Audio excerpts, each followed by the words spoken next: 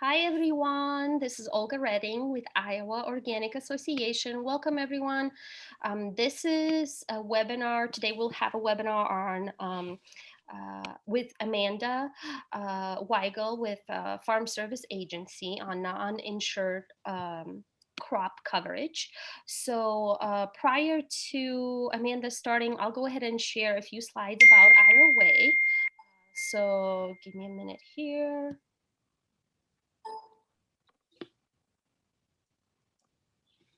Okay. All right. So for those of you that don't already know, Iowa Organic Association was established in 2006. We are a statewide nonprofit organization committed to organic education, advocacy, and community cooperation. Our mission is to advance organic agriculture and food systems in Iowa, and our members represent a diverse community of Iowa's farmers, gardeners, food and farm businesses, and advocates and consumers of the organic movement. So you guys are part of this, and we are thankful for you being part of our mission. As far as our priorities, there are four overarching priorities: education, outreach, advocacy, and community. As far as education, we do a variety of different things, including growing organic expertise workshop. We also created the first and only Midwest Organic Pork Conference, and we are always active on farm field days and webinars, and have a variety of online resources. As far as outreach, we always participate in different trade shows and community events. You are welcome to check out our resources page and our calendar page to see what is happening on as far as our outreach is concerned. As far as advocacy, we advance state level leadership policies dedicated to funding and supporting Iowa's growing organic industry. And as far as community, we encourage a culture of collaboration by connecting organic experts, stakeholders, and resources to strengthen Iowa's organic community. One huge resource that is on our website is our organic resource directory. It has over 900 businesses and nonprofits and educators and service providers listed in this directory. You are welcome to check it out. It's under our resources page, and it's available via PDF format. We're actually in the process of updating it, and we'll be having a new revised version on our website soon. And as always, you're welcome to request a paper copy. Would be happy to mail one your way.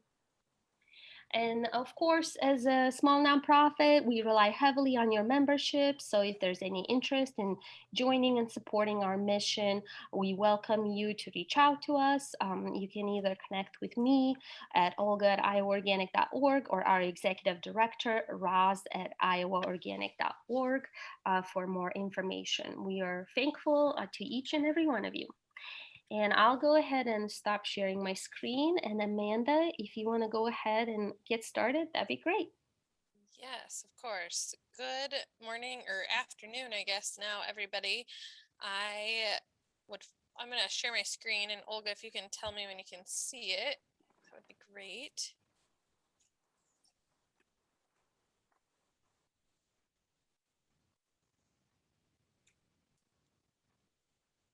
Good to go? Yep, I can see it. All right, perfect. So as Olga mentioned, my name is Amanda Weigel, and I work for the USDA Farm Service Agency here in the state of Iowa, and I help to administer all of our crop disaster programs.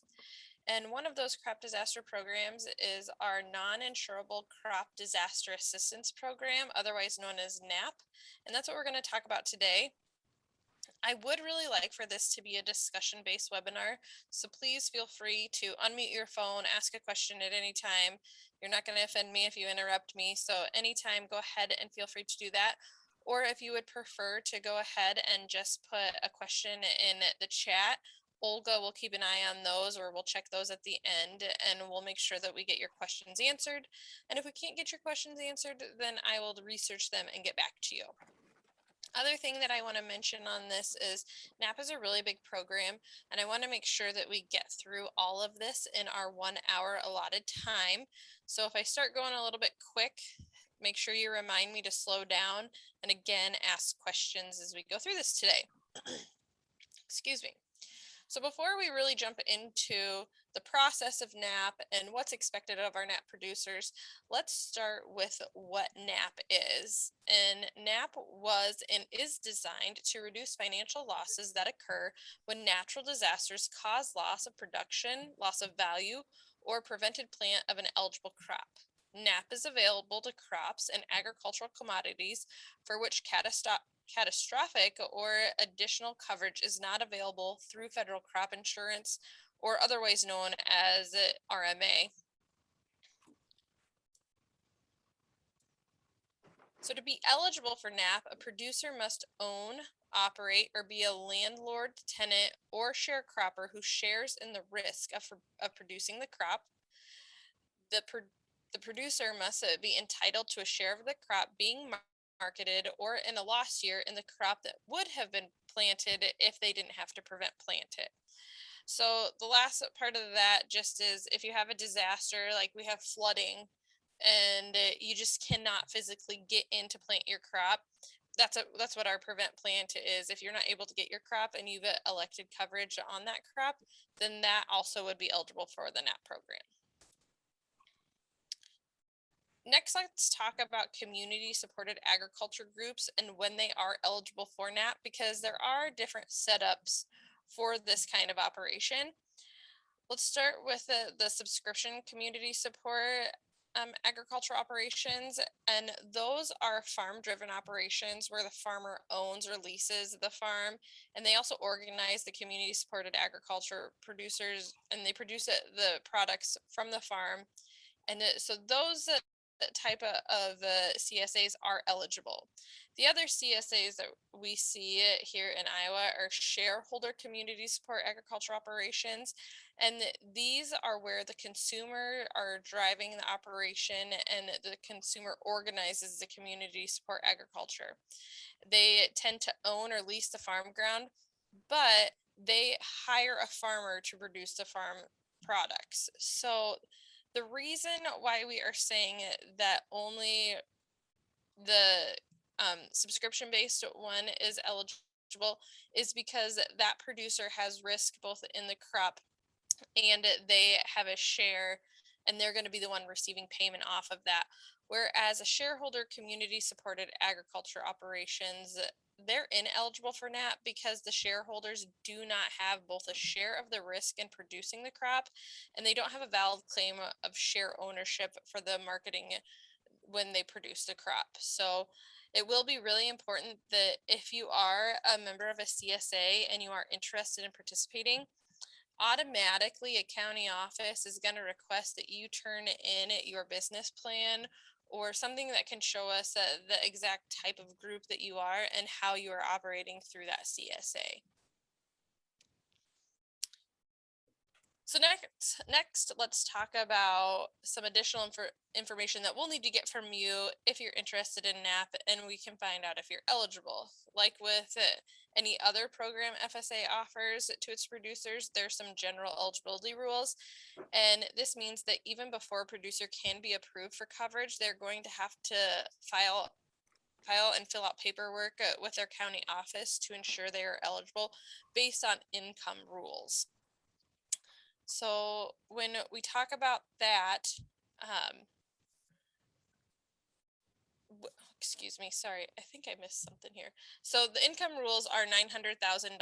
So we want to make sure that you're filling out your adjusted gross income form and you meet those guidelines. If you have participated in previous FSA programs, you'll be familiar with this. And if you've filled it out previously, you'll only fill it out one time and you won't have to fill it out again. So next we are going to go over the producer's responsibilities when you participate in this program. So some of those responsibilities include complete all actions necessary to apply for and remain eligible for coverage, follow program rules included in regulations and the CCC 471 basic provisions. And the best way to understand what responsibilities producers have in NAP is to understand the NAP life cycle, which is what we're going to go over next. I do want to touch on the 471 basic provisions. This is something that each year the county office will be providing to you. And it's not a form that you want to decline and say that you don't want, because these basic provisions do get updated, and we want to make sure that you are following the federal regulations and you're looking through that so you can understand what your responsibilities are during each step of the life cycle that we're going to go over next. So this is that NAP life cycle that I was just talking about, and this is what we follow here in the state of Iowa. If you were to pull up the NAP handbook, you would see that there is another life cycle that they follow, but that's typically for tropical crops, and we just don't grow a lot of tropical crops here in the state of Iowa. So this is going to be our standard life cycle that we follow here with the crops that we insure. So let's start at the beginning, and from there you're going to see that the very beginning of our NAP life cycle is crops, and we need to decide what crops are going to be eligible for NAP. So crops that are eligible for NAP program include, but are not limited to, agricultural species, biomass crops, Christmas tree crops and commodities, crops grown for fiber, crops for food, crops grown for livestock consumption, floriculture crops, ginseng crops, as well as industrial crops, including crops grown expressly for the purpose of producing a feedstock for renewable biofuel, renewable electricity, or bio-based products. We also insure honey, maple sap, mushrooms, ornamental nursery crops, sea oats, and seagrass. Seed crops and commodities, and finally turf grass sod. As a reminder, eligible crops are those that are not insurable through RMA. So if you look through this list and you think that you are eligible for any of these, remember first and foremost to go and talk with a federal crop insurance provider to ensure that that's not something that you can cover through them. So once you have determined that you are producing eligible NAP crops, we will look at the next step in the NAP life cycle. The next step in the NAP life cycle, and that's going to be coverage. And this is going to involve you determining the kind of NAP coverage that you want and obtaining the coverage. So that's going to be what level of coverage do you want? Do you want a basic coverage? Do you want to do a buyout coverage? And then also the documentation and paperwork that you need to fill out to actually become eligible. Before we talk about the coverage types and obtaining coverage, let's determine if you as a producer are eligible for coverage. To be eligible for NAP coverage for a crop, a producer must file a CCC 471 or a NAP application for coverage, which needs to be filed by the application closing date for the crop in the specific administrative county by pay group and coverage options. We'll talk about pay groups here later on in the presentation. An application for coverage will not be considered complete unless accompanied by the application service fee or the CCC 860. Those service fees will be applied at a rate of $325 per crop per administrative county, up to $825 per administrative county, and not to exceed $1,950 per producer. What that means is that if you are growing your NAP eligible crops in more than one county, you will pay more than one service fee to get the crops covered in each county, but annually you will not pay more than the $1,950 to collect NAP across the state. It is important to note that payment of the non-refundable service fee at the time of application is in no way ensuring or guaranteeing or obligating CCC or FSA to ensure coverage. I want to make this note because NAP is for producers who intend to harvest, market, or feed and haul the crop. If a producer of a NAP eligible crop applies and pays their service fee, and they end up, it is later determined that they actually did not intend to harvest it, haul it, or market it, then unfortunately we would have to go ahead and disapprove that application, and we would not refund the service fee money. Earlier, I said that the application for coverage must be accompanied by either the service fee or the CCC 860. The CCC 860 is a form utilized when a producer can be verified to being one of the following: a beginning farmer and rancher, limited resource farmer or rancher, socially disadvantaged farmer or rancher, and a veteran farmer and rancher. If a producer can certify to one of these, they will have service fees waived and premiums will be reduced by 50%. Speaking of premiums, let's go into the different coverage options with NAP. Our most basic coverage level is coverage that is the equivalent of catastrophic coverage insurance at 50% of approved yields and 55% of the average market price. We call this basic 50-55 NAP coverage. Additional coverage levels are available from 50% to 65% of approved yields in 5% increments at 100% of the average market price. These buy-up coverages are not available on grazing crops, so if you are looking to insure grazing crops, they would be eligible, but we're just going to do that NAP basic coverage on those. With the different coverage level options, NAP does have different payment limitations based on the coverage level a producer elects. If basic coverage is elected, the pay limit will max out at $125,000, whereas if buy-up coverage is elected, the pay limit for each year will max out at $300,000. If you remember earlier, I said that these coverage levels must be selected by pay group. A pay group is broken down by any crops that have the same pay, the same pay crop, the same pay type, and the same planting period. Here I have provided an example how a producer has elected different coverage levels based on their pay groupings. In this example, all of the producer's fig crop is under the pay crop of 60. But when you look at the pay type, you will see that he has 3 types of figs that are under the pay type 1. And then we have the last 2 fig types that are under a pay type 2. So what that's going to mean is this is going to make him eligible for 2 different pay groupings. The first is going to be the figs that are under pay type 1, and the next are going to be the crops that are under pay type 2. Because he has those 2 different those 2 different pay types, this does give the producer the option to select 2 different coverage levels on his NAP eligible crops. So just because you have elected a buy-up coverage on one of your crops, that doesn't mean that you need to necessarily do that across the board on all of your crops. So that's really important to keep in mind when you are considering doing NAP for your specialty crops. Once you have determined the coverage level you will obtain on your NAP crops, you will then have the option to select continuous coverage on these crops.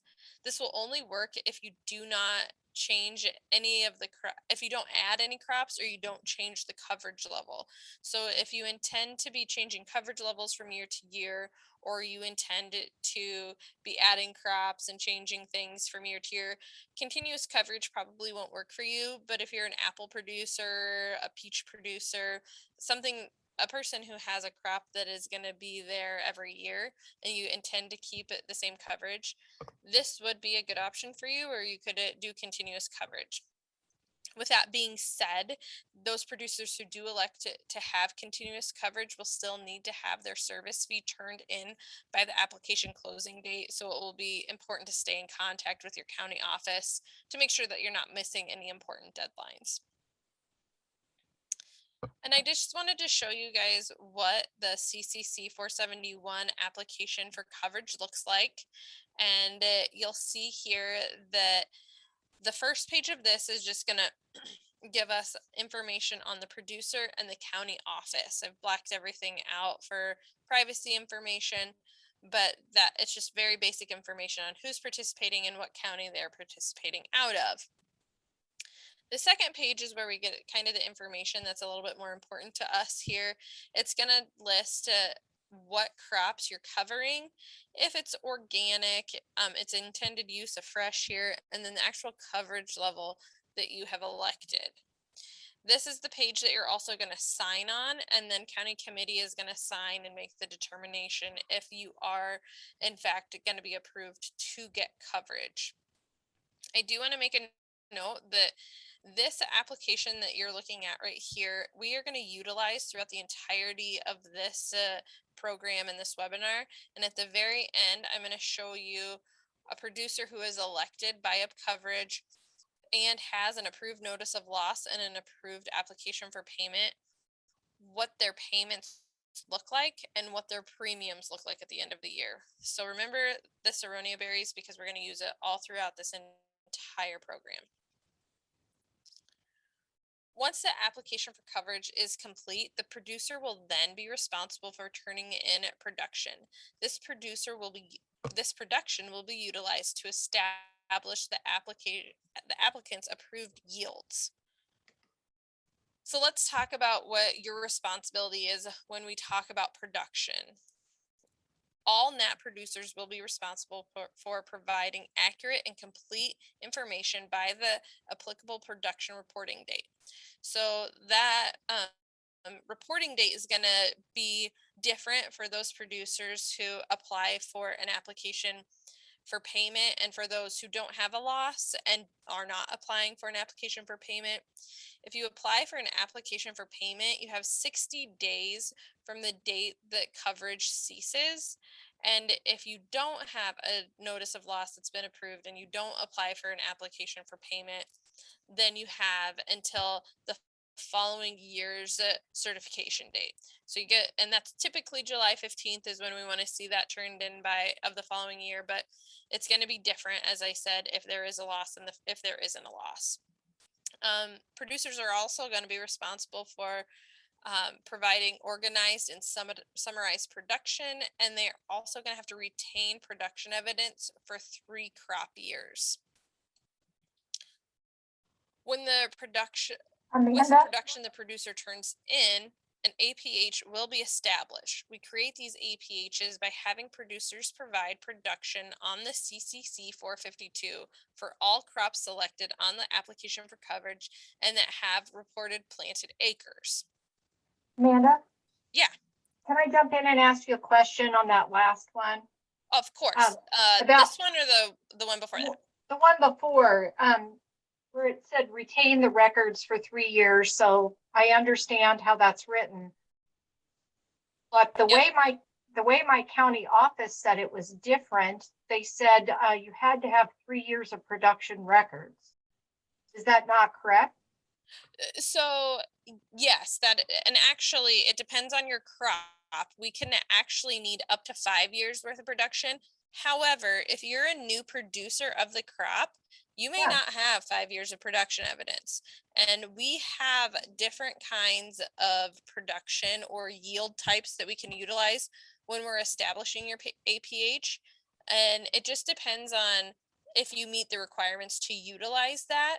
So what this actual part is if you have a loss and you get pulled for a spot check sometime down the road, you need to retain that production evidence so we can show that if you get pulled for a spot check at any time. Now, what you're talking is actually establishing your APH and approved yield for a new crop. Is that correct? Yes, if you have a new crop.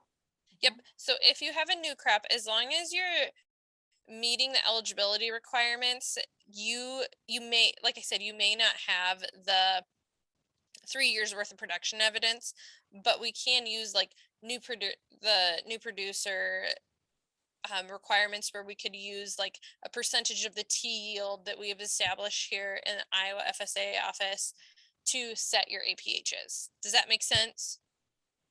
It does, but I think that the people in the office don't understand that. Okay.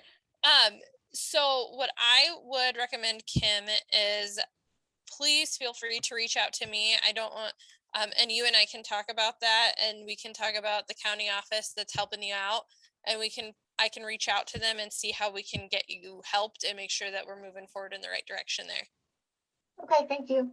I'll give you my phone number at the end of this, okay? Thank you. Yep, no problem. Do we have any other questions right now before I go on to the next slide? Okay, I'm gonna keep going then. And I talked about the production evidence and what we can kind of turn in for production evidence. And then we're moving on to this slide. So I do want you guys to know that these are some examples of production a NAP applicant may turn in from year to year. And they're going to include your actual production, which is the total amount of harvested and appraised production on a unit. Harvested production, just like as it sounds, the total amount of harvested production from the unit, supported by an acceptable record and certification of the production. Appraised production is the production determined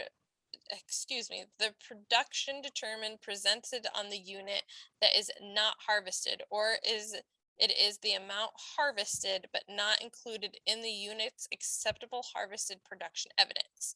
An assigned production is the amount of unit production that have late planted provisions, the amount of unit production that has a loss because of an ineligible cause, or the amount of a unit production that must be attributed to the unit because of a guarantee contract payments or similar agreements.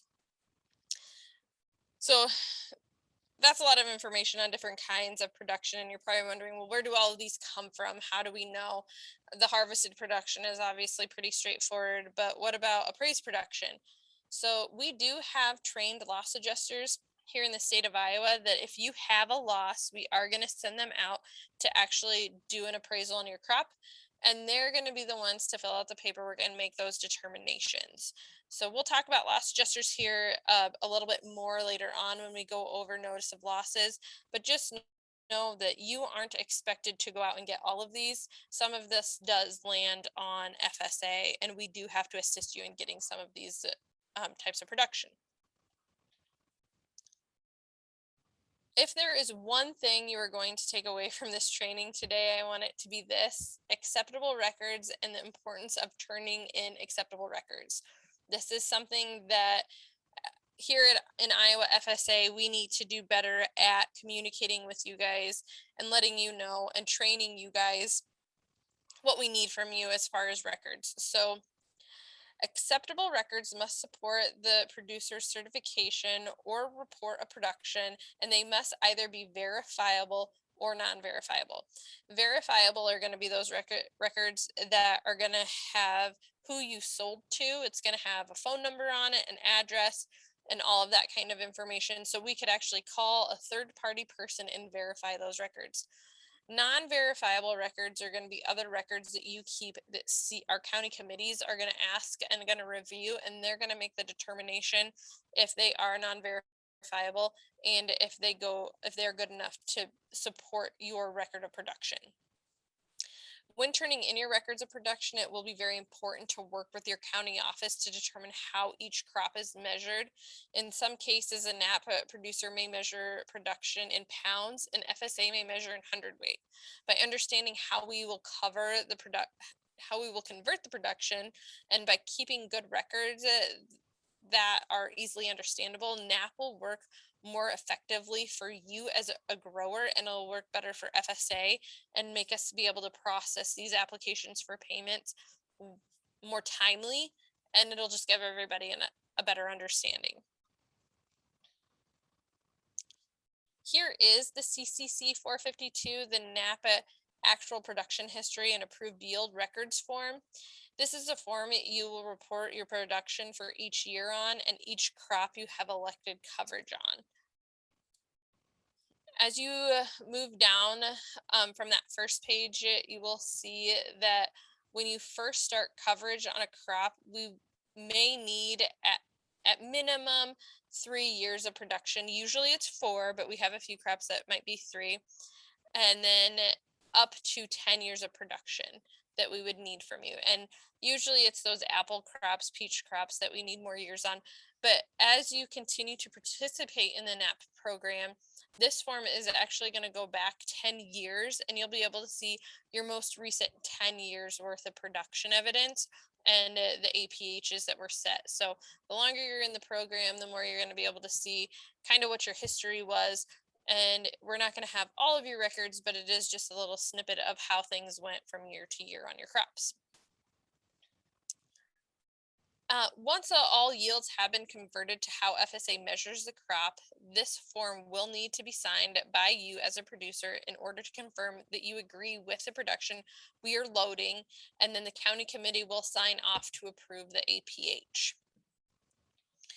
So that's going to wrap up the approved yield section of our NAP life cycle. And next, we're going to jump into our commodity reporting. I am going to ask one more time, are there any questions on the yield part? Because that does get confusing, and I do appreciate your question earlier, Kim. All right. So next we are going to talk about commodity reporting. When we talk about commodity reporting, this is when you come into the FSA office after the crop is planted and tell us when and how much of each of your crops have been planted each year. When you do go in and certify, not only are you certifying the crop acres and planting date, but you are also using this as a unit certification for NAP and confirming that you are reporting all crops you wish to have covered under the NAP policy. So traditional crops that don't have NAP typically only require one signature. If you are planting crops on multiple farms, different farm numbers, you're probably going to have to sign that certification twice. So don't be surprised if you sign that once on the traditional 578 for the crops, and then the county office will then have you sign a producer print to certify and say, yep, all of my unit is on here and all the acres that I want to have insured through NAP are on here. So if they ask for 2 signatures, that is how policy and how we need to do that. Producers are responsible for reporting crop planting dates by the acreage reporting date on an FSA 578. It will be important to communicate the deadline to certify your crops because some of our NAP crops have different reporting dates. We do have late certification provisions if you do miss your reporting date. However, this will result in a late fee. So make sure that you're contacting your county office to make sure again that you're not missing any deadlines. And as I said on the last slide, acres reported on the FSA 578 will determine the number of acres covered under your NAP policy. When you come in to certify your crops, please make sure you are reminding the county office of the crop type, and its intended use. If the application for coverage and the crop certification do not match, the coverage will not link, and we could have problems later down the line if you did have an application for payment or a notice of loss. So what do I mean by that? First, you need to make sure that we have the same crop listed on both the application for coverage, which you see here on the top, and then on the certification, which you see on the bottom. You'll see that we were able to link our aronia berries to our aronia berries. And then aronia berries don't have different types, but if we had like an apple producer or a peach producer or a pumpkin producer, there's a lot of different types of those crops. So we would have something listed in section 11 there, but aronia berries don't have that. So if you do have different types, make sure that you're certifying to the type that you want and then what the intended use is. A lot of times for these crops, it's going to be fresh or processed. And then next, you want to make sure that you're double checking those acres that you certify so you ensure that you get everything covered that you wish to in case there is a disaster event. Now that you've applied for coverage, established an approved yield, and you have reported your commodities, we are ready to provide you with a summary of coverage. In this step of the life cycle, there is nothing that is going to be expected of you outside of reviewing that summary of coverage. So the summary of coverage serves as a quarterly cumulative notification of the NAP guarantee and premium details, if applicable for the crop year, and will also inform participants of NAP eligible crops for which they did not obtain NAP coverage. As I said before, this will be sent out by the national office on a quarterly basis, and the dates will be November 1st of the prior program year, February 1st of the program year, May 1st of the program year, August 1st of the program year, and finally November 1st of the program year. Once you get this, I encourage all of you to review the coverage levels, acres, and the premium due if you elected buy-up coverage. If you did elect buy-up coverage, this is not a bill and the premium will not be due when you receive the summary of coverage. Again, this is just a reminder letter, and we just want to make sure that we have all of our information loaded in there correctly, because if we don't have it loaded correctly, then that could affect what we are saying you owe for your premium bills. So next, let's go to the reason for NAP coverage. And we select NAP coverage because we may have a loss, and we want to make sure that we cover ourselves in the event of those disaster events. So let's dive right into a notice of loss. In the instance of a loss, NAP producers will need to timely report a loss or damage the earlier of the following: 15 calendar days after the disaster event or when the loss becomes apparent, 15 calendar days after the normal harvest date, or the producer must notify FSA of losses to hand harvested crops within 72 hours of when loss becomes apparent. These notice of losses can be called in. So you don't need to stop in the office. You can call us and say, hey, had hail last night and we had a loss. And that's going to trigger us to send out one of our loss adjusters. Some other important things to remember when there is a loss is, in the instance of multiple losses in a year, a separate CCC 576 Part B must be filed for each weather-related event or adverse natural occurrence that causes damage to or loss of a specific crop or commodity. And for a single loss event, if you have multiple crops, they can all be listed on one CCC 578 Part B when the same weather-related event or adverse natural occurrence affected the crops. So you may have several of our notice of losses filled out depending on the year and depending on the kind of crops and how many of your crops get affected. Here, if we have a notice of if a notice of loss is reported, county offices will contact one of the trained loss adjusters to complete the appraisal of the crop following the disaster event. These trained loss adjusters will be responsible for determining production in the instance the loss is so great that the crop is abandoned or destroyed, or determined if a replant is needed early in the year. At the end of the year, these loss adjusters will also be utilized after harvest when there is a loss to determine if any marketable production was left in the field, and the data collected on these visits will help to determine the production that we talked about earlier in this presentation, and that's those appraised yields that I talked about earlier.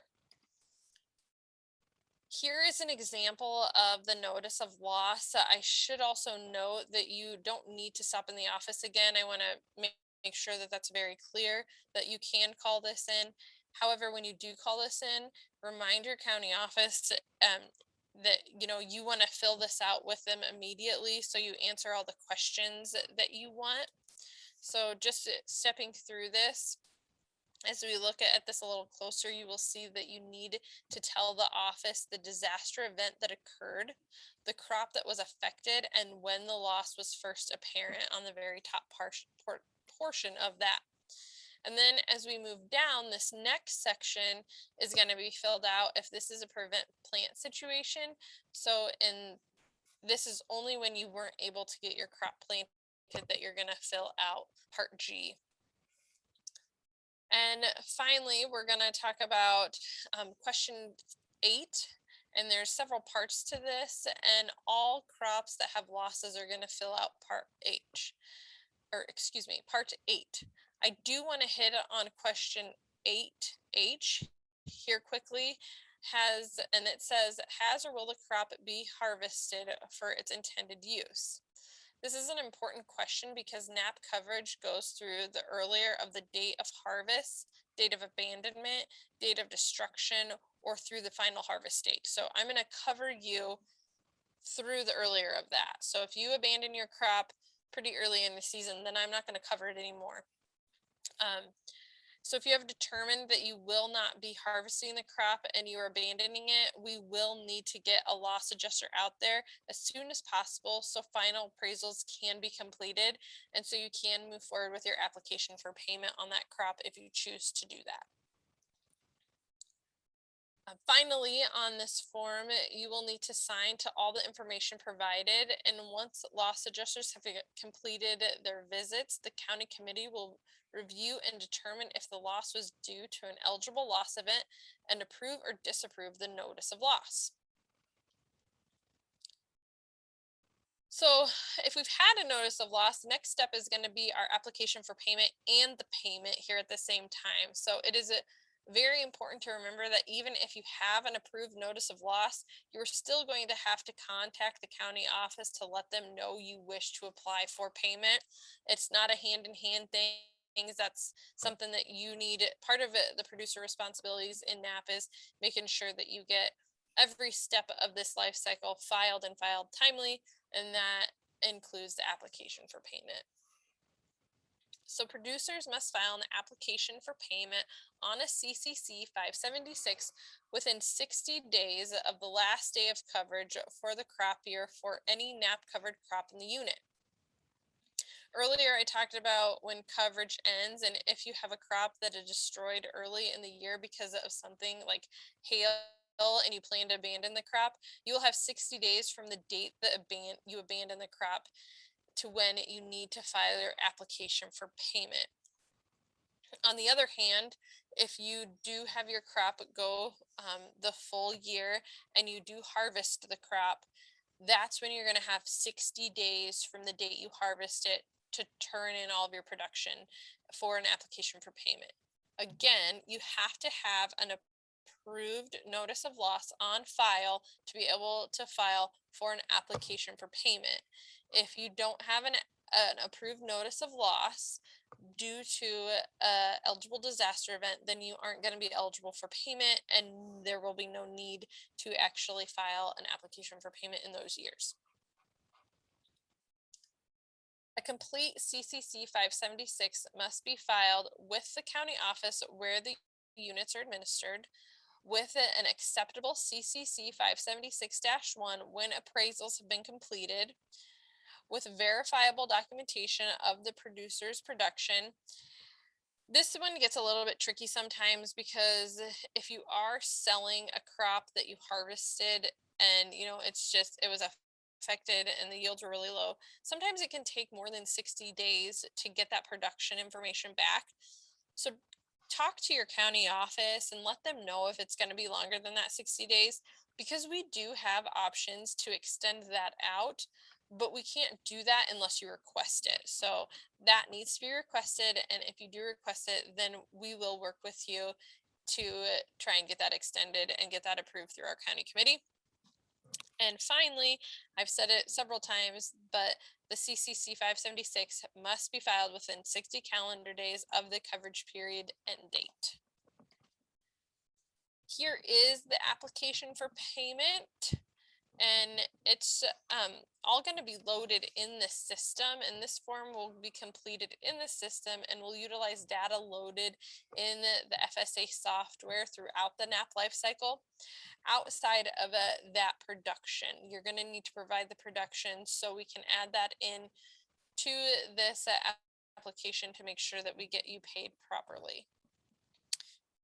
Again, this form will need to be signed by you as a producer and be acted on by the county committee. And by you signing it, you're saying all the data on there is accurate. So utilizing the numbers from the previous slides from that aronia berry producers, let's talk about how we calculate a NAP payment.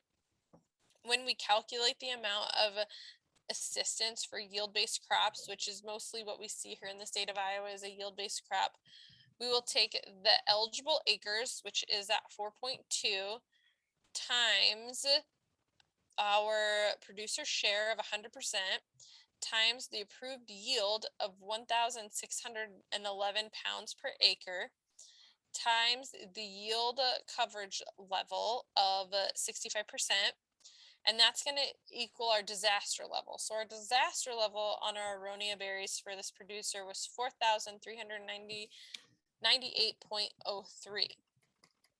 Next, we need to calculate our next net production for payment. And to do that, we're going to take that disaster level that we just figured of 4,398.03, and we're going to subtract the production to count. And in this situation, that was 2,600, and that's going to equal our net production for payment of 1,798.03 pounds per acre. Our net production for payment will then be used to calculate our NAP payment. So we're going to take that net production for payment of 1,798.03 times the price coverage percentage, times our approved yield of $1.4645, and that's found in our national crop table. So this will probably be the first time you see that number when you get your application for payment.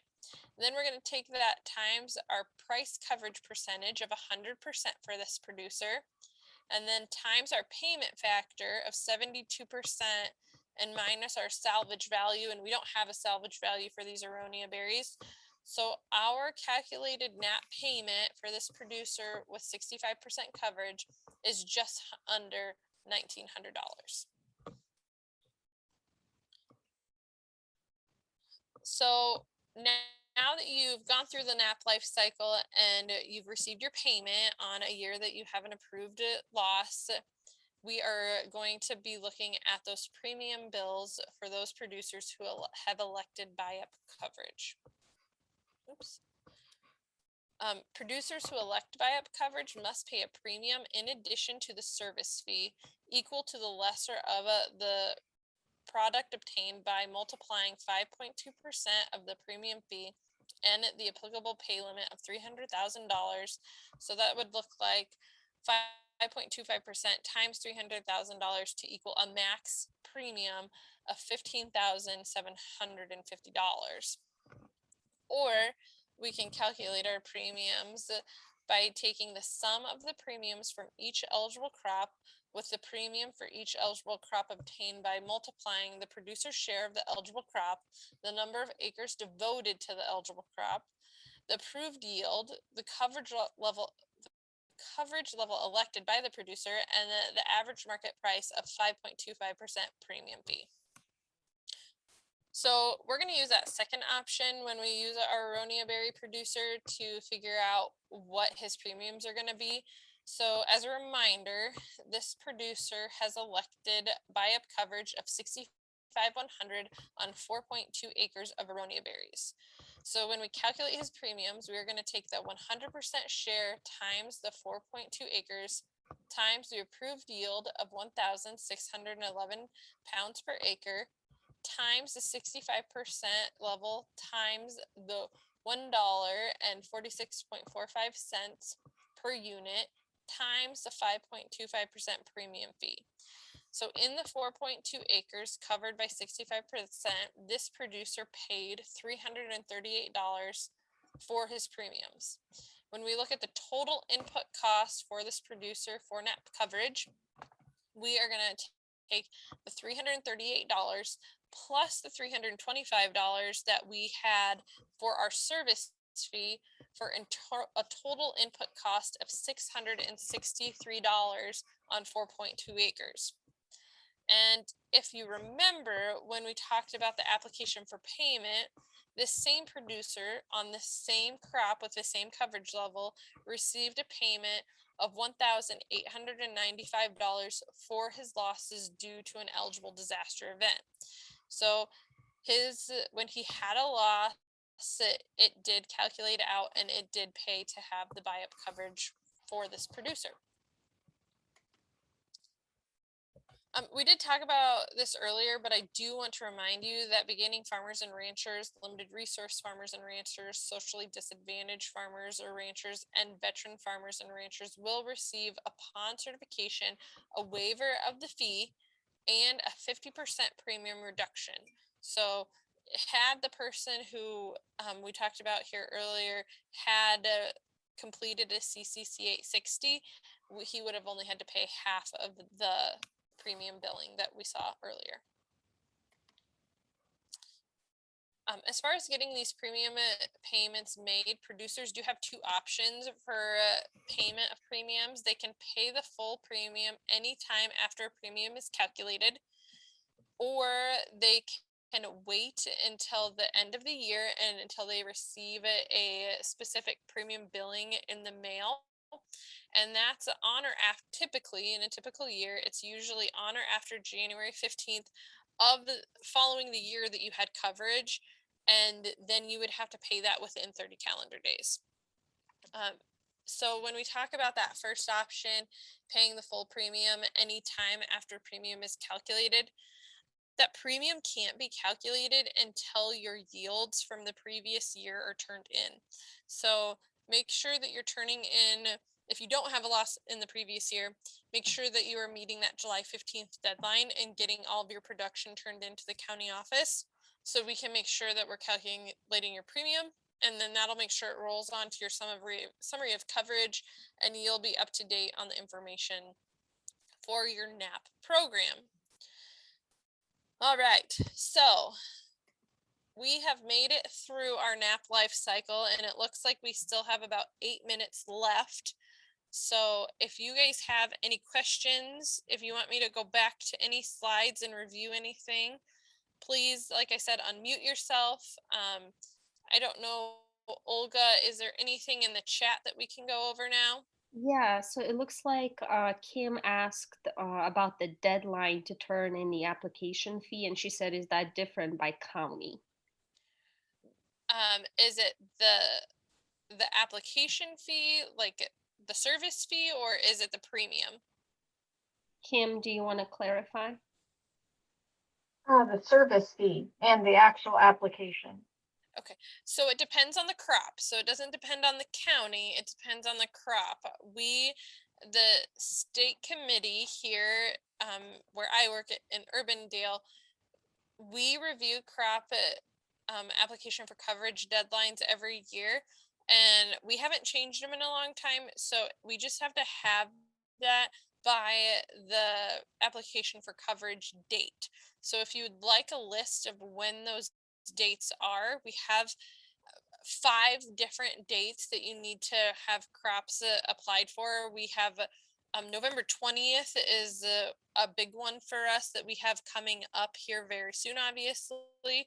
And there's a whole list of crops that you would need to have certified by then.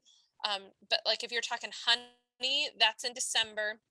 And then we have nursery crops that have different dates, grazing crops that have some different dates. So Kim, it kind of depends on the crop that you're looking to certify or get covered, I guess. What crop are you looking at? Peas. Peas? Oh, I believe peas would be the November 20th date, but when you call me and talk to me, I will look it up for sure. I have to, since we have so many different crops here in this state, I want to make sure I tell you properly. Thank you. Yeah. And actually, let me give you my office number now so I don't forget, because I don't have it on a slide.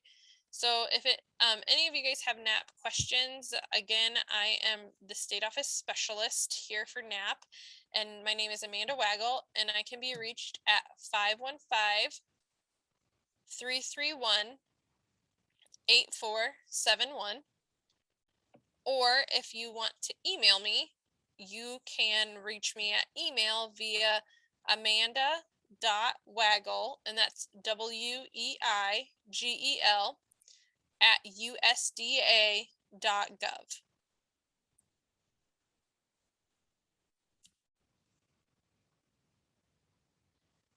All right. Do we have one other question in there, Olga? Yes, another question came in from Kathy, and she said, would farmers markets be non-verifiable? So actually, we're getting better with our farmers markets because a lot of people have their square things that they put in their phone and they can slide them. And yes, they would be considered non-verifiable because we don't know who we're necessarily selling to. However, it is much easier for us to track that and for producers to provide us with non-verifiable evidence.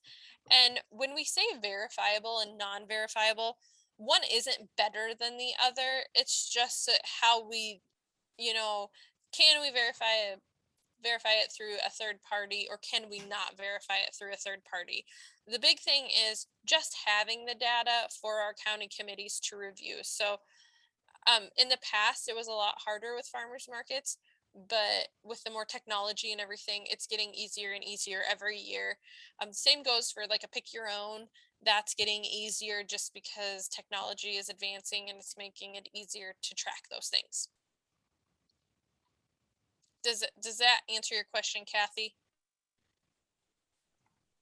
It does, because as you're planting crops, obviously you always want to make a profit, so you have your schedule of what you're planting and your seeds and things like that. We just wondered how much of the records you're going to say, well, that's not verifiable, so Yep. So where we get hung up, Kathy, with these records is going to be when you have tomatoes. Tomatoes is a prime example of this. And you take your tomatoes and you have 6 different varieties, and you have your heirlooms, and you have, whatever it is that you're selling. And that's where it gets tricky.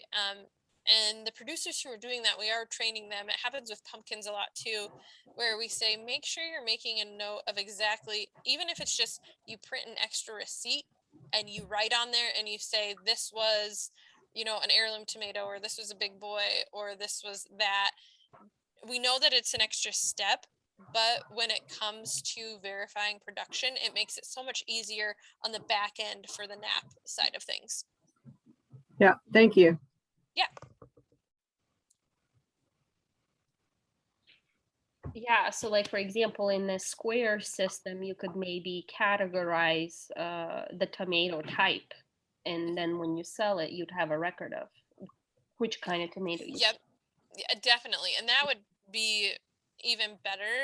But I think sometimes it's, you sell a tomato per pound and you just throw all the tomatoes, they selected it, and they weigh them, and you go from there. So that's when we talk about, make a note of this is what it was. But if you could do that, I don't use the Square app. I'm not technologically savvy enough. I can't even say the word, but anything that makes it easier in the long run is going to make NAP work so much better for everybody participating.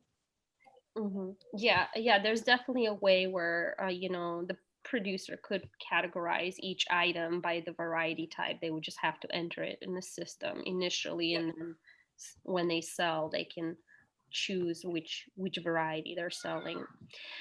Kim asked, is NAP meant more for big producers, or I just saw a new program coming out for specialty crop growers with gross sales under $100,000?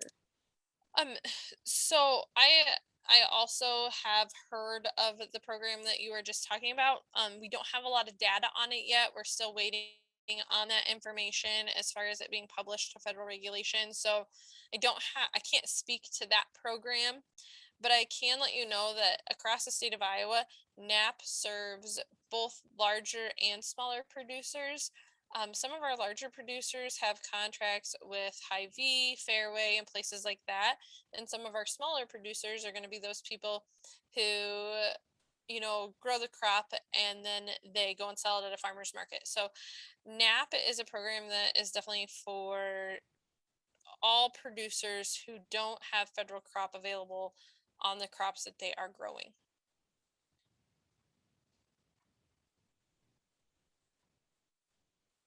All right. Well, we are coming up on the hour. Thank you, Amanda, for this presentation and for answering all of the questions. You guys are welcome to connect with Amanda for additional questions. And I will be circling back with everyone with a short survey. If you guys could please fill it out. We use that for grant reporting purposes. In addition, I will be posting this recording on our YouTube channel. So if you have anyone that could benefit from viewing this recording, please send them to our YouTube channel to check this out. And thank you, Amanda, again for all the information and all the knowledge. Kathy saying thank you, very informative. Couldn't agree more. All right, guys. Thanks, everyone, and hope you have a great day. Thanks, everybody. Have a good day. Thank you. Bye.